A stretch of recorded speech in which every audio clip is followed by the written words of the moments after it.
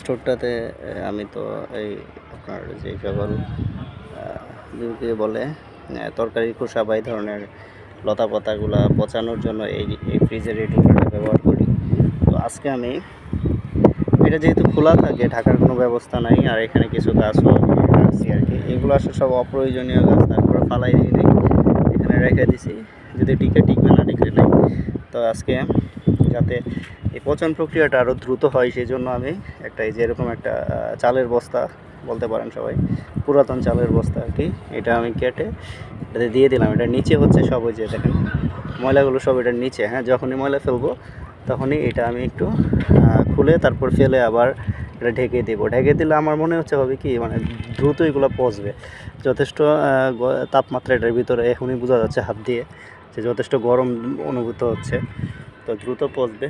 সেই সাথে গাছগুলো মরে যাবে কিনা এটা বলতে পারতেছি না, যদিও এই যে গোড়ার দিক দিয়ে কিছুটা খালি আছে। তো যাই হোক, আমি এইভাবে দিয়ে দিলাম যাতে এগুলো দ্রুত পচে যায়।